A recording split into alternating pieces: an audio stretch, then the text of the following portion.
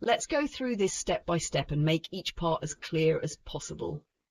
What time period are we talking about? We are looking at the time between 200 BCE and 300 CE. This is a span of about 500 years. In this time, many important changes took place in India. 1. Political changes in North India. Invasions. There were many invasions, people attacking from outside and trying to take over in North India during this time. These invasions came from people northwest of India, like the Greeks, Scythians and Kushans. Shift in power. Because of these invasions, the main political power moved away from Magadha, an area that was in modern-day Bihar, India. Magadha used to be the main centre of power, but it lost its importance. Power shifted to new areas further westward, closer to today's Pakistan and Afghanistan. Us too. Changes in the Deccan and South India. The Deccan and far south. The Deccan is the large plateau in central India, and the far south is the southern tip of India. New states. In these regions, people started forming state polities. A state polity means an organized state with a government and leaders. Before, they had small tribes and clans, but now they started to have proper states with rulers and systems. This led to more organized society in these regions. 3. Growth of city life. New cities. More cities started to appear in different parts of India. People began moving to urban city areas instead of just staying in villages. Why is this important? Cities often have better trade, jobs and places for people to gather, so it changes how people live and work. 4. Craft and trade improvements. More goods. Craftspeople, people who make things by hand, like pottery, jewellery or tools, started making more items and different types of items. Increased trade. Trade, the buying and selling of goods, became more popular. There was trade within India and trade between India and other countries. Goods like spices, textiles and gems were exchanged both inside India and with other lands. Use of money. People started using money more often to buy and sell things. Before, they might have traded goods directly, like trading rice for cloth. Now, coins made trade easier and more convenient. Number 5. Cultural exchange and new ideas. New cultures. Because of the invasions and increased trade, new cultures and ideas came into India. Crossroads of culture. The northwest part of India became a cultural crossroads. A cultural crossroads is a place where people from different backgrounds meet and mix. For example, Greek and Persian ideas influenced Indian art and religion. Number 6. Religious changes. Worship of images. People began worshipping images and statues of gods more. This was done in shrines, special places where people pray or make offerings. Crossing boundaries. This worship didn't belong to just one religion. It became common in many different religions and groups. For example, people from different sects like Buddhists or Hindus might all go to temples and worship there. 7. Religious structures and texts. Building temples. People started building permanent religious structures. This means that instead of simple places to pray, they built temples and shrines that were meant to last for a long time. Religious texts and inscriptions. Religious writings were created and carved into stone. These were like records of important religious beliefs. Inscriptions were also made on temple walls or pillars to tell stories about gods, kings, or events. 8. Art and sculpture. Stone sculpture. People got really good at making stone sculptures, carving images out of stone. These sculptures were sophisticated, meaning they were detailed and well made. Terracotta art. At the same time, there was terracotta art. Terracotta is a type of baked clay, and it was used to make figures and decorations. Terracotta pieces were colourful, lively, and popular with the common people. Why is this period important? Big changes. This time period saw big changes in India's politics, cities, trade, religion and art. Connecting India to the world, India became more connected to other parts of the world through trade and cultural exchange. New ways of living.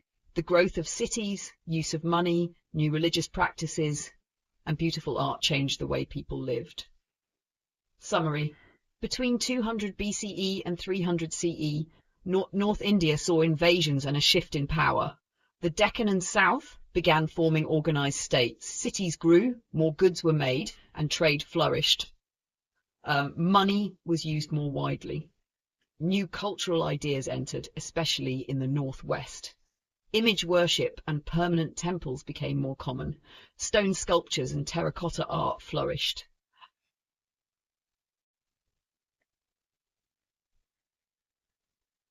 Let's go through this carefully and make it as clear as possible. We'll look at each source of information from this time period and why it matters. 1. What does sources mean here? Sources are things that tell us about the past. They could be books, stories, writings, or even inscriptions on stones.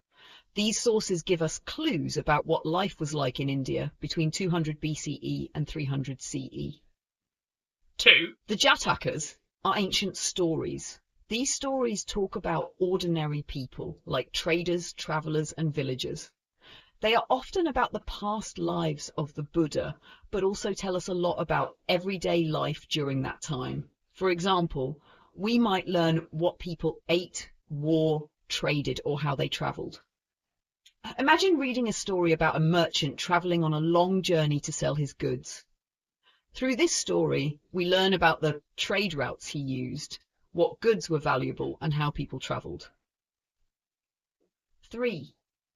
Other Buddhist works. Other Buddhist writings also have useful information. 2 examples are Milindapanha and Lalita Vistara.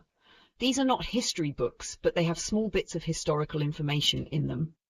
Milindapanha records a conversation between King Milinda, or Menander, a Greek king, and a Buddhist monk. It gives clues about political history and how Greek and Indian cultures interacted. Lalita Vistara is about the life of the Buddha, but it includes small details about the time. Number 4, Jaina texts. Jaina texts are important writings of Jainism. Jainism is a religion that developed in India around the same time as Buddhism. These texts tell us about the history of Jainism. They also have hints about the time periods, like mentioning kings, cities, and daily life.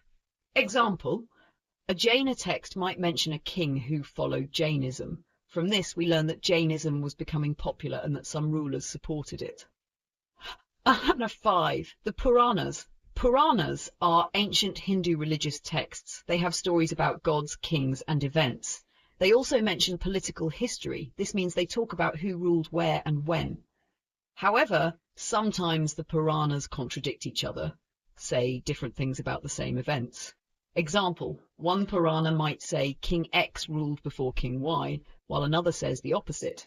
Historians have to compare these sources to figure out the truth. Besides politics, the Puranas tell us about early Hindu cults, groups that worship a particular god, and religious practices.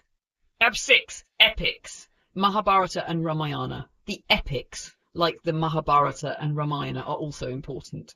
They are long, famous stories of ancient India. Though they are mostly about mythical events and characters, they give us hints about values, beliefs, and society at the time. For example, we learn about duties, warfare, family roles, and what people saw as heroic. Example, the Mahabharata has descriptions of wars and weapons, which can give us clues about ancient warfare and how battles were fought. 7. Dharma Sutras and Smritis. These are legal and moral texts that tell us about rules and laws. The Dharma Sutras and Smritis were written by Brahmins, priestly class. They give ideas about how society should work and what roles people should have. 2 famous examples. Manu Smriti, also called Manava Dharma Shastra, from around 200 BCE to 2. Yajnavalkya Smriti, from around 100 to 300 CE. These texts focus on social roles, like duties of kings, priests, and common people, laws and morals, right and wrong behavior.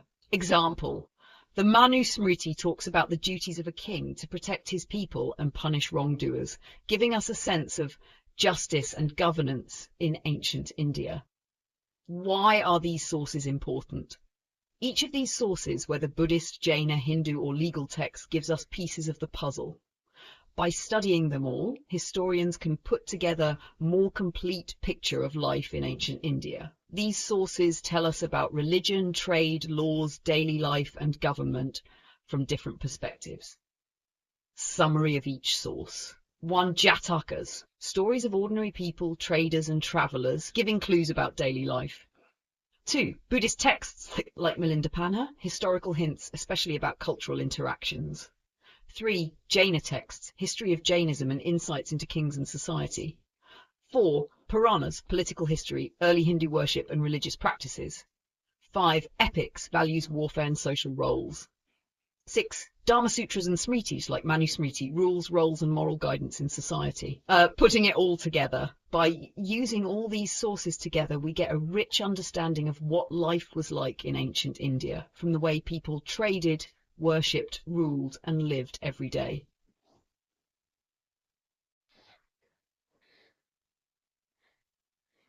All right, let's break down every part in more detail and keep it very simple. I'll go step by step, so it's easy to follow. 1. What is the Manava Dharma Shastra? The Manava Dharma Shastra is an ancient Indian book of rules and laws. It is also known as the Manusmriti. This book contains guidelines on how people in society should live, behave, and interact.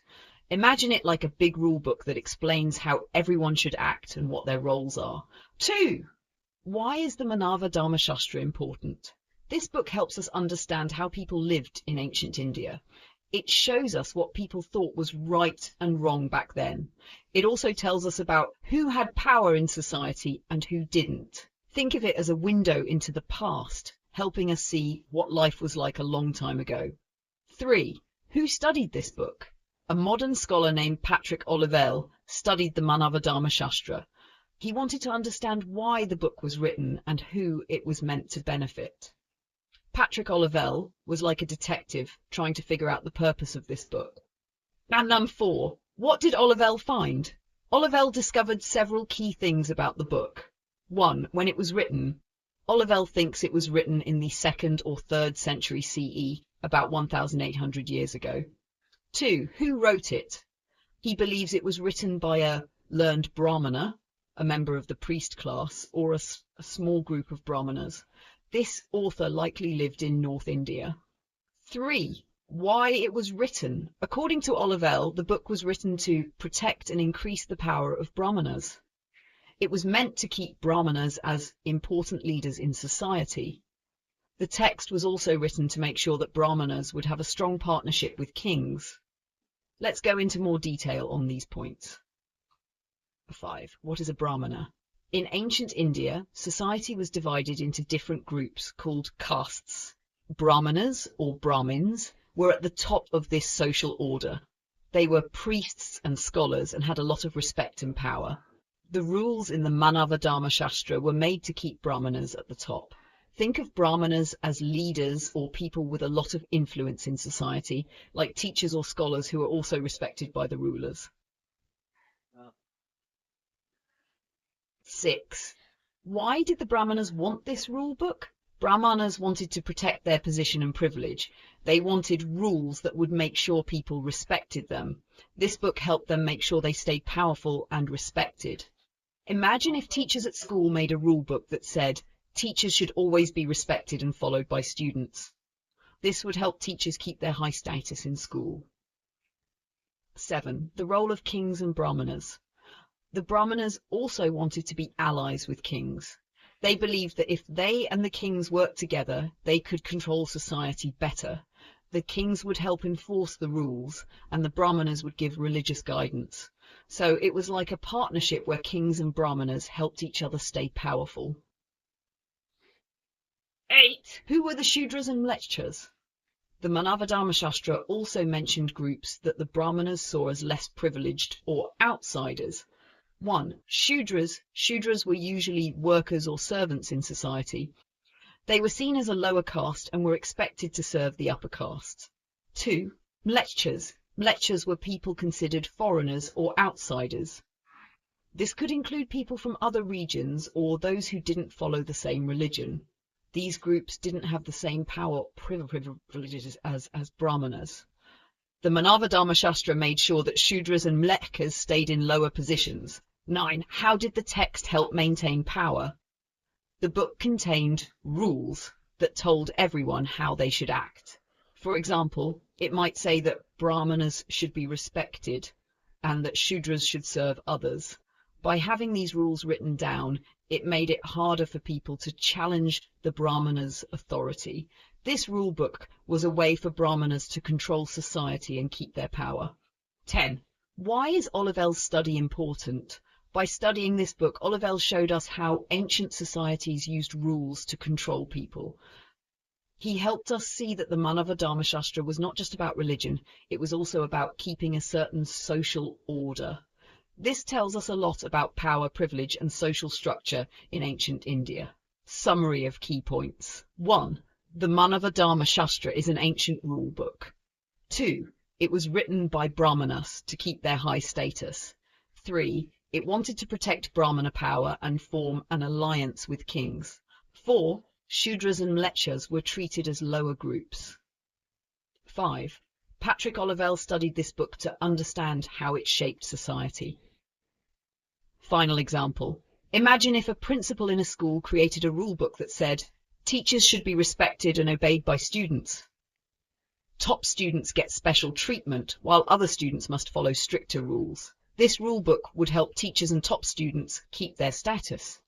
Similarly, the Manava Dharma Shastra helped Brahmanas and kings keep their power in ancient India. This is the simplest explanation of how the Manava Dharma Shastra worked as a tool for social control and maintaining order in ancient society.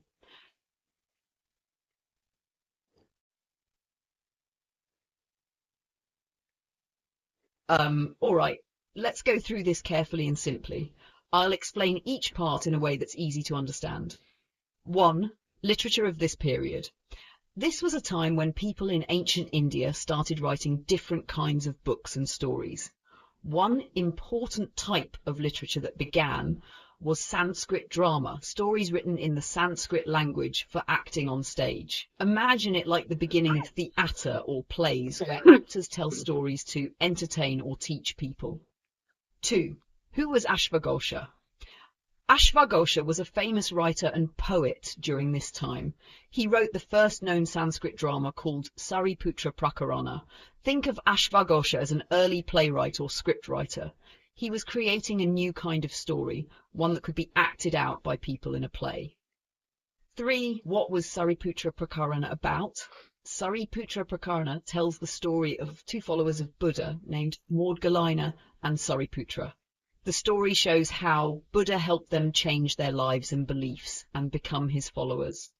This play was like a religious or inspirational story, showing how people can change for the better. 4. Other works by Ashvaghosha. Ashvaghosha also wrote two other important books. 1. Sondarananda. This book is also connected to Buddhism.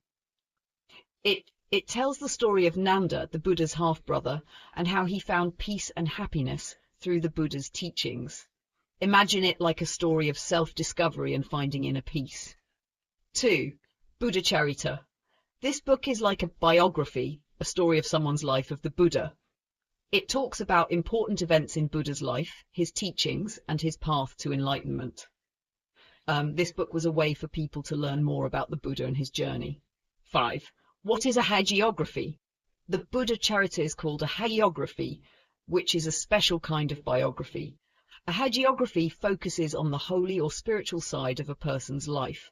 In simple terms, it's like a story that makes someone look extra special or holy. 6. Scientific knowledge of this time. During this time, there weren't many scientific books that have survived until today. Most of the scientific knowledge we know from this period comes from later books, or what we can guess from traditions. Think of it like looking at clues to figure out what people knew about science. Charaka and Sushruta's medical texts. One exception is medicine, where we do have some important books from this time. Two famous ancient doctors, Charaka and Sushruta, wrote about medicine. 1. Charaka. Charaka wrote a book called the Charaka Samhita. It's all about medicine, how the human body works, and different ways to treat illnesses. Charaka's work is like an early guide for doctors and healers on how to keep people healthy. 2. Sushruta.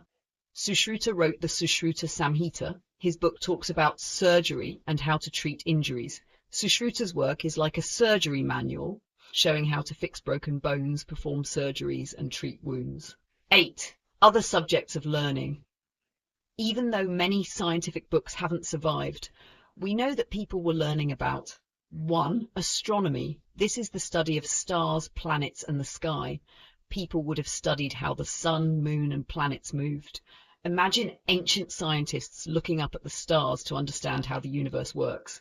2. Mathematics. They were also learning about numbers, counting, and calculations.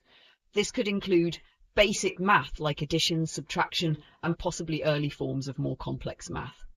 3. Medicine. Besides Charaka and Sushruta, other people were learning about how the human body works and how to cure diseases. We can guess that these subjects were taught and studied because later books, written centuries afterward, refer back to this knowledge. Summary of key points. 1. Sanskrit drama began during this period with Ashvaghosha's play Sariputra Prakarana. 2. Ashvaghosha wrote 2 other Buddhist works, Sondarananda about inner peace and Buddhacharita, a holy biography of the Buddha. 3. Scientific books from this time are rare, but we know people studied astronomy, mathematics, and medicine. 4. We still have medical texts by Charaka about health and Sushruta about surgery. Final example. Imagine a library where all the old books have disappeared except for a few. You would have to look at those remaining books and guess what people used to study and know. This is what historians do. They study the books we still have, like Charaka's and Sushruta's texts, to understand what ancient science and medicine were like. This is the simplest explanation of how Sanskrit drama, Buddhist literature, and early scientific knowledge developed in ancient India.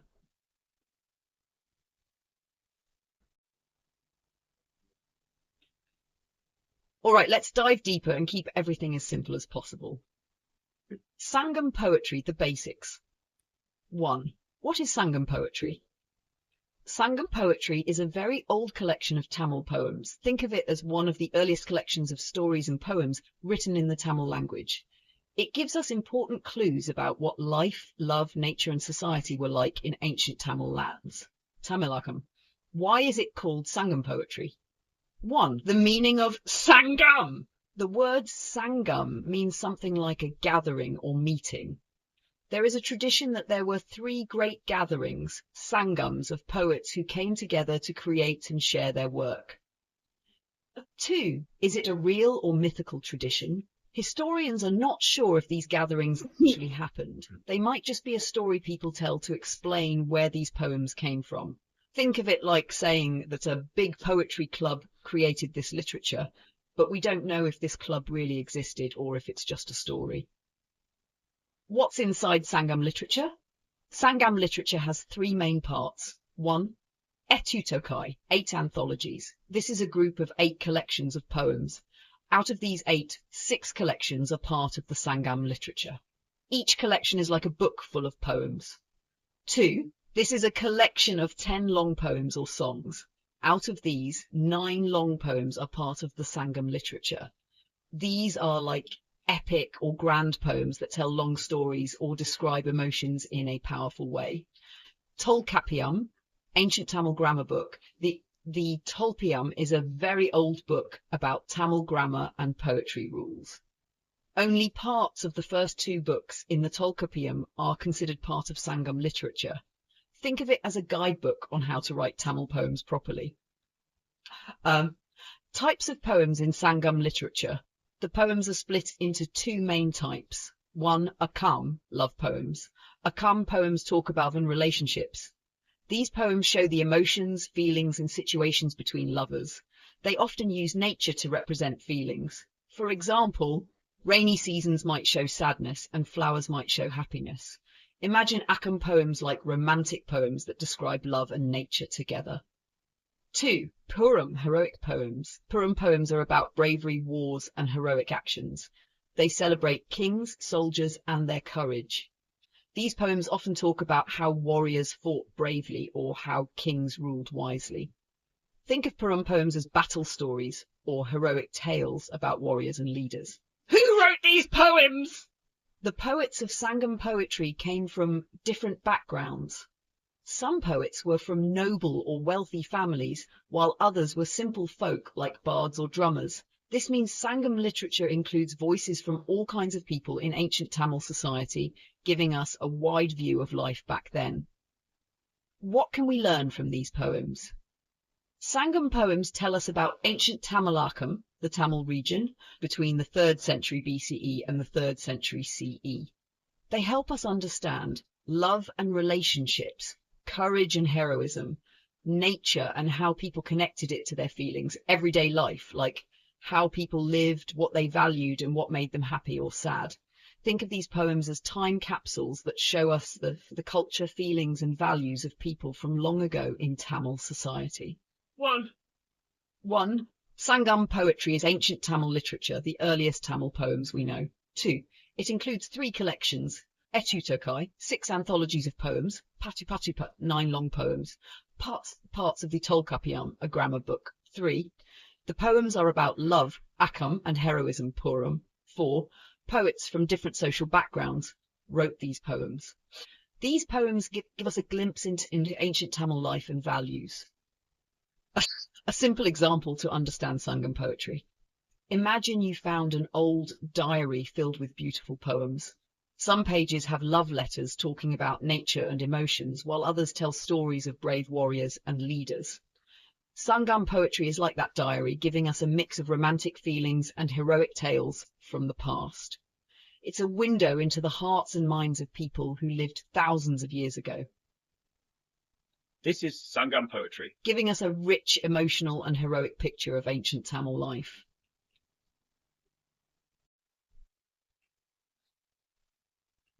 All right, let's break this down step by step and explain it in the easiest way possible. Greco-Roman texts, the basics. 1. What are Greco-Roman texts? Greco-Roman texts are writings from ancient Greek and Roman authors. They give us information about people, trade, and events during ancient times. These texts are sometimes called classical accounts because they come from the classical or ancient world of Greece and Rome. Why are these texts important? 1. Historical information. These texts are like old history books. They tell us what the Greek and Roman people knew or thought about other parts of the world, especially places like India and Central Asia. 2. Trade and economy. Many of these texts describe trade routes and explain how goods moved from one place to another. They give details about what was traded, who was involved in trade, and where these trades happened. Key writers and texts. Here are some important authors and writings from Greco-Roman texts that help us understand ancient trade and connections. 1. Arrian. Arrian was a Greek historian. He wrote about Alexander the Great's journeys and conquests, which included areas near India. His works help us learn about interactions between the Greeks and the people of India. 2. Strabo. Strabo was a Greek geographer and historian. He wrote a big book called Geographica, which describes different parts of the world, including India. Strabo's writings are like a travel guide that tells us what people in his time knew about distant lands. 3. Pliny the Elder. Pliny was a Roman author and naturalist. He wrote a huge book called Natural History, covering all kinds of information, including details about India. Pliny's work includes information about the plants, animals, and products of India. Number 4. Periplus Maris Erythrae, the Periplus of the Erythraean Sea. This is a book written by an anonymous author. We don't know his name. The author was likely an Egyptian Greek who was a trader. He travelled along the Red Sea and Indian Ocean and wrote down his experiences and observations. This text gives us detailed information about ports, trading goods, and routes between the Red Sea and India. Why are these texts useful for understanding trade? 1. Describing trade routes. The texts explain how traders travelled from Greece and Rome to India. They describe sea routes and land routes, which help us understand how people connected across long distances. 2. Details on goods. These texts tell us what kinds of goods were traded. For example, things like spices, silk, precious stones, and metals. Knowing what was traded helps us understand what products were valuable and popular in ancient times. Descriptions of places and people. These authors often describe the places they visited and the people they met. This helps us learn about different cultures, traditions, and even political conditions in various regions. Chinese texts and their importance. 1. What are these Chinese texts? Some important Chinese texts from this time are the Qianhanshu and the Hohanshu. These are Chinese history books that describe events, places, and people outside China. 2. What do they tell us? These texts describe the movements and migrations of people in Central Asia. Central Asia is the region located between China and India. 3. Impact on North India. Movements in Central Asia often affected the political situation in India. For example, if people migrated or new groups moved into Central Asia, it might have affected who ruled in northern India, as new people brought different cultures, ideas, or even conflicts. Putting it all together, Greco-Roman texts, those of Arrian, Strabo, Pliny, and the Periplus, are valuable because they tell us about ancient trade, cultures, and the interactions between Greece, Rome, India, and other regions. Chinese texts are also important because they describe movements and changes in Central Asia which affected India. Example to make it clear. Imagine if a group of explorers today wrote down everything they saw and experienced while traveling through different countries, like trading in markets, meeting new people, and describing new products. Thousands of years later, people would read those writings to learn about life and trade back then. In summary, Greco-Roman and Chinese texts give us important information about ancient trade routes, products, people, and cultures. These writings help us understand the connections between different parts of the ancient world.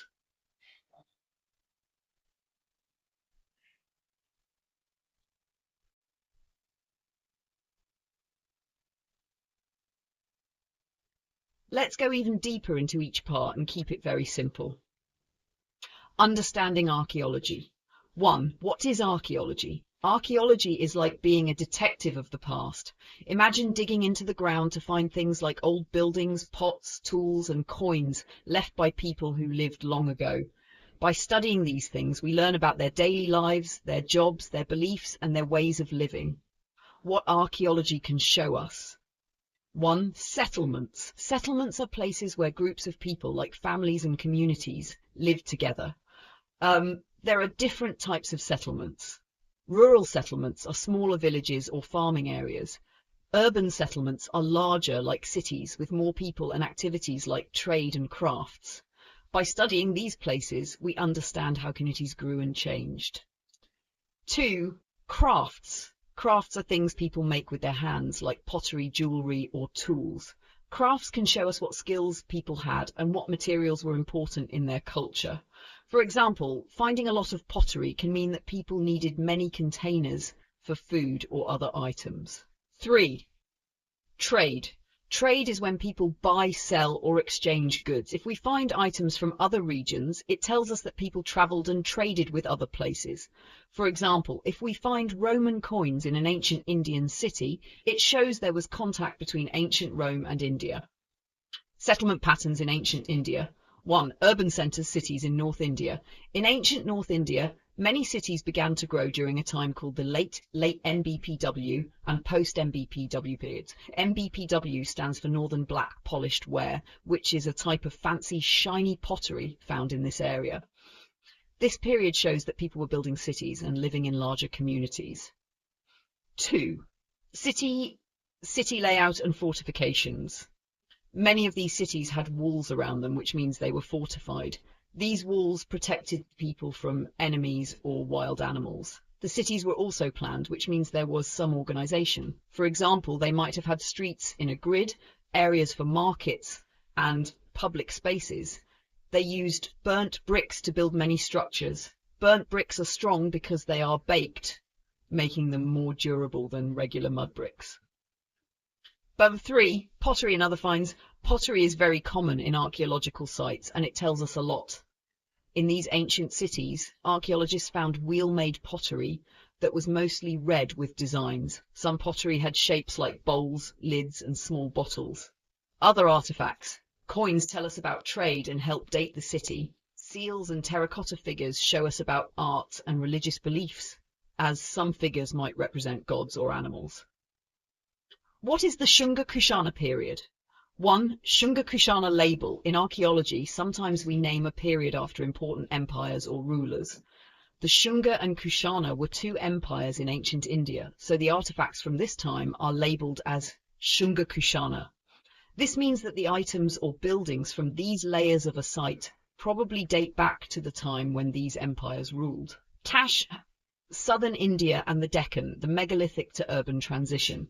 1. Megalithic period. Megalithic means large stones. In this period, people built big stone structures. They often used these stones for burials or memorials for important people. This shows us that people in this region had ways to honor their dead. 2. Early historical urban phase. Later, some of these places became more like cities. This means that people started living together in more organized communities, with streets, markets, and public buildings. In the Deccan and South India, some cities started as megalithic sites, but then developed into full cities. 3. New settlements. Some cities didn't have any old layers below them. This means that these places were new cities, created from scratch, rather than growing from older villages. Rural settlements. What do we know? 1. Rural life. Rural settlements are small villages or farming communities.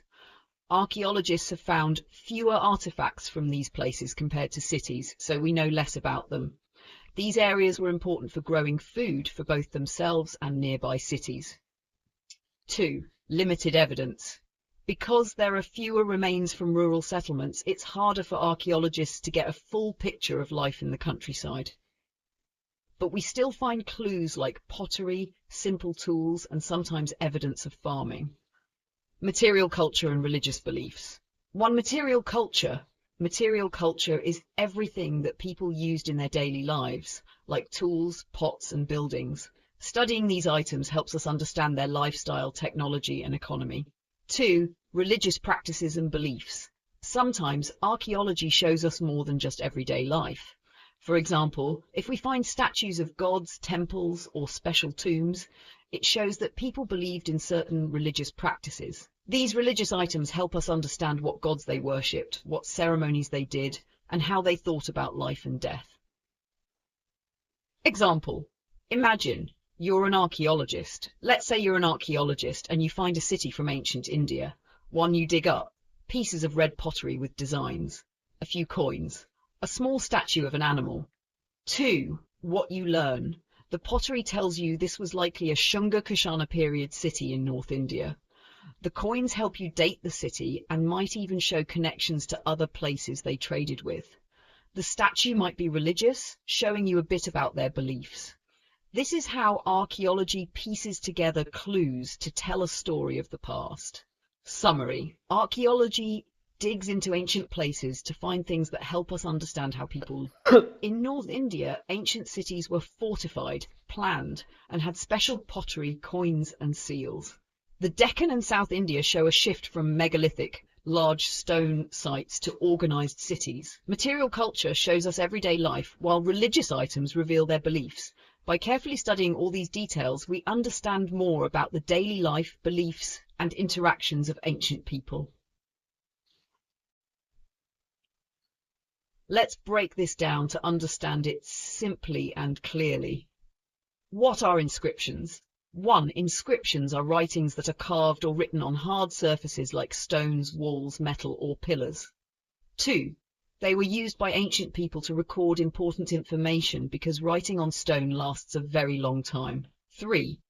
Think of inscriptions as ancient messages that tell us about the people who lived long ago. Why are inscriptions important? 1. They are historical records. Inscriptions help us know what was really happening in ancient times. 2. They tell us about different people. Unlike ancient books that mostly show the viewpoint of religious or elite groups, inscriptions show us what all kinds of people were doing. 3. They are easier to date. Since inscriptions are often marked with dates or specific rulers' names, we can tell exactly when they were made. The time period? C. 200 BCE, 300 CE 1. This time period, 200 BCE, 300 CE, is important because the number of inscriptions increased a lot. 2. People started using inscriptions more to record events, donations, and achievements. 3. This increase in inscriptions gives us a lot of information about the society, religion, and rulers of that time. Types of inscriptions. There were two main types of inscriptions during this period. 1. Royal inscriptions. These were made by kings or royal families. They talked about dynastic history, which means the history of the king's family and kingdom. Royal inscriptions often mentioned victories in battles, important achievements, and sometimes their donations to temples. 2. Donative inscriptions. These were inscriptions that recorded donations, gifts made by ordinary people. People from all backgrounds made donations, rich or poor, men or women, different castes.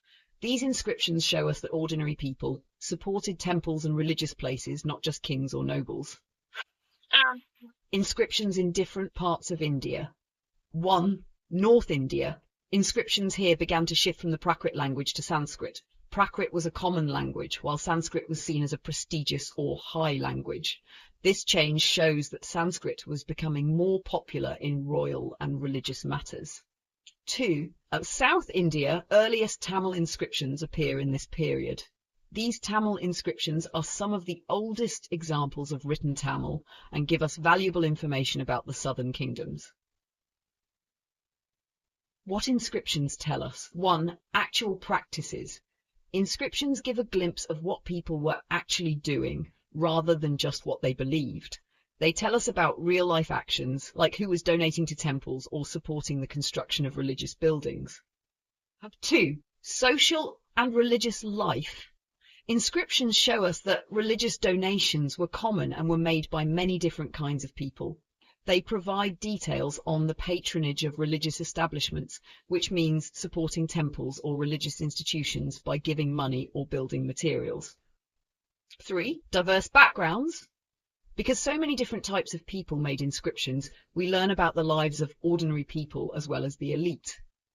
This gives a broader view of ancient society, showing how people from different classes contributed to religious life. Example to understand inscriptions better. Imagine you find two types of inscriptions in an ancient temple. 1. The first one is from a king who donated a big statue to the temple.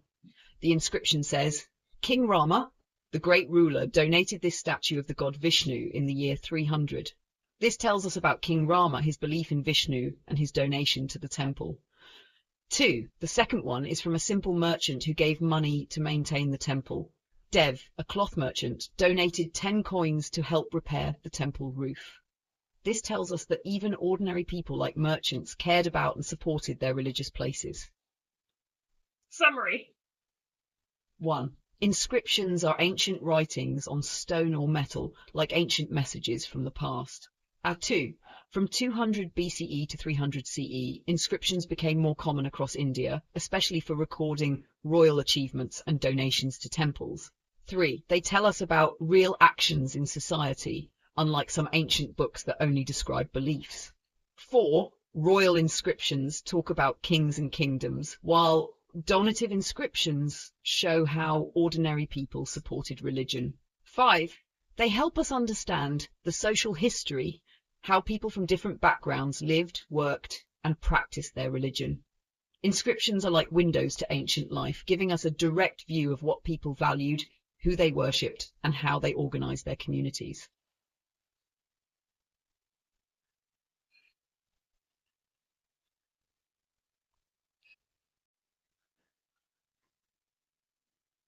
All right, let's dive even deeper and break it down in a way that's super simple and step by step. Understanding coinage in ancient times. What is coinage? Coinage simply means the system of making and using coins for money.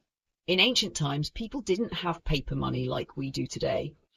They used coins made from metals like gold, silver, and copper. Coins were small, round pieces of metal, stamped with symbols or images, often of rulers or important symbols. Why did ancient societies use coins? As societies grew and became more organized, they needed a reliable way to buy and sell goods, like food, clothing, and other items. Having coins made trade easier because everyone could agree on their value. Coins had set values, so people knew what they were worth. Coins helped people trade locally and with other distant regions because coins could be used everywhere. How coinage developed in India. From around 200 BCE to 300 CE, many different coins were being used across India. Let's look at the different kinds of coins and the people who made them. 1. The Indo-Greek coins. Who were the Indo-Greeks? The Indo-Greeks were people from Greece who came to rule parts of northwestern India. They brought their own culture, including their way of making coins. What were their coins like? Their coins had 2 languages and 2 scripts writing systems on them. This means one side would have Greek writing and the other would have Prakrit, an Indian language. Example, a coin could have the king's name in Greek on one side and in Prakrit on the other. Why are these coins important? Many of these coins had the names and faces of Indo-Greek kings. Since we don't have many other records, these coins help us know the names of these kings and learn about their rule. 2. The Kushana coins. Who were the Kushanas? The Kushanas were a powerful group who ruled large areas in North India. What were their coins like? The Kushanas are famous for gold coins. Gold coins were valuable, which shows that the Kushanas were wealthy and had a strong economy. They also made copper coins for smaller everyday purchases like buying food. Why are these coins important? The Kushana coins show us that they had good resources and wealth. They could afford to use gold, which was not easy to come by. 3. The Satavahana coins. Who were the Satavahanas? The Satavahanas ruled in the Deccan region, which is in southern India. Coins like, they used different types of metals, including silver, copper, lead, and potin, a metal mixture. This variety meant that people from different classes, rich or poor, could use coins that matched their needs and wealth. Why are these coins important? The use of different metals tells us that different types of people could afford to use coins. Richer people used silver, while poorer people might use lead. 4. Roman coins in India. Why were they in India? India traded a lot with the Roman Empire. They exchanged things like spices, silk, and precious stones. Through this trade, many Roman gold coins came to India. Roman coins were valuable because they were made from gold. What else happened with Roman coins? Indian craftsmen started making copies of Roman coins for local use. This shows that Roman coins were popular and trusted in Indian markets. Why are these coins important?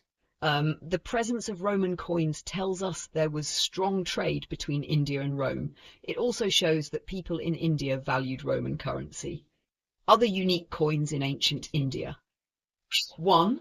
Punch-marked coins. What are punch-marked coins? Punch-marked coins were made by stamping symbols onto metal, like punching a design on paper. Why are they important?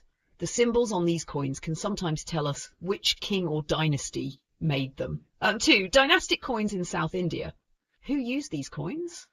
In the south of India, powerful kingdoms like the Chola, Chera, and Pandya issued their own coins. What did these coins look like? Some of these coins had portraits, images of the kings, or names on them. Why are these coins important? Coins with faces or names help us identify who was in power. They're like little historical records of the rulers. Why historians value ancient coins? Coins give historians a lot of important information because they tell us things about ancient life that other sources can't. 1. Coins help us understand the economy. Different types of coins and metals tell us how wealthy a kingdom was. For example, the Kushanas made gold coins, which shows they were wealthy. 2. Coins show us trade connections. The fact that Roman coins were found in India shows international trade. This tells us that India was part of a large trading network connected to places far away like Rome. 3. Coins help us learn about rulers. Many coins had the names and faces of kings, which gives us clues about who ruled and when. For example, Indo-Greek coins help us learn the names of their kings. since these coins were stamped with their images and titles. Number 4. Coins reflect daily life. Unlike some inscriptions, carvings on stone that were more formal, coins were used in daily life by everyone. This means coins tell us what regular people did, how they traded, what they bought, and what they valued. Summary. Coins were money in ancient times, made from metals like gold, silver, and copper. Different kingdoms like the Indo-Greeks, Kushanas, and Satavahanas made their own coins, each with unique designs and languages. Roman coins reached India through trade, that India traded goods with the Roman Empire. Coins are a valuable historical source because they tell us about economies, rulers, trade, and daily life in ancient times. Coins are like little time capsules that give us a peek into how people lived, traded, and ruled in the past. All right, let's break down this information in the simplest way possible. Understanding Pushyamitra, the Maurya king, and the Shunga dynasty. The end of the Maurya dynasty. Imagine a powerful ancient empire in India called the Maurya Empire. It had many strong kings and a mighty army. Brihadratha was the last king of this Maurya dynasty. Pushyamitra was the commander-in-chief, chief military leader of the Maurya army. Think of him as the king's top soldier and leader of all the troops. One day, while King Brihadratha was inspecting his army, checking on his soldiers, Pushyamitra killed him and took over the throne. This act of taking power by force is called a coup. When Pushyamitra killed Brihadratha, it ended the rule of the Maurya dynasty in 887 BCE, over 2,000 years ago. Who was Pushyamitra? Pushyamitra was not just any soldier. He was the start of a new dynasty, a new family line of rulers called the Shunga dynasty. After taking over, he became the king and founder of the Shunga dynasty. The Shunga family background. What do we know about the Shungas? The Shungas are described in several ancient Indian texts. These texts give us information about the Shunga family, their culture, and their connections. 1. The Puranas. The Puranas are ancient religious texts that tell stories about gods, kings, and history. They describe Pushyamitra as belonging to the Shunga family. 2. The Brihadaranyaka Upanishad. The Brihadaranyaka Upanishad is one of the oldest Hindu philosophical texts. It mentions a teacher named Shungiputra, which means son of Shunga. This suggests that the Shunga family was important in the religious and scholarly world. 3. Panini's connection. Panini was an ancient Indian scholar who wrote about grammar and language. Panini connected the Shunga family with the Brahmana Bharadvaja Gotra.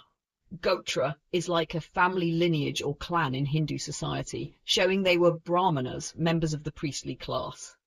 4. Kalidasa's play Malavikagnimitra. Kalidasa was a famous ancient Indian poet and playwright. He wrote a play called Malavikagnimitra, which talks about Agnimitra, Pushyamitra's son. In this play, Agnimitra is described as belonging to the Baimbika family and the Kashyapa Gotra, another Brahmana lineage. Who were the Shungas? The Brahmana connection. All these sources, Puranas, Upanishads, and Kalidasa's writings, agree on one thing. The Shunga family members were Brahmanas. Brahmanas were people from the highest caste in ancient India and were usually involved in religious and scholarly activities. This makes the Shungas different from the Mauryas, who were Kshatriyas, warrior class.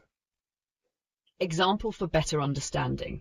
Imagine if a powerful priestly family took over a kingdom that was previously ruled by warriors. This is similar to how Pushyamitra Shunga, a Brahmana, took over the Maurya Empire, which had been led by warrior kings.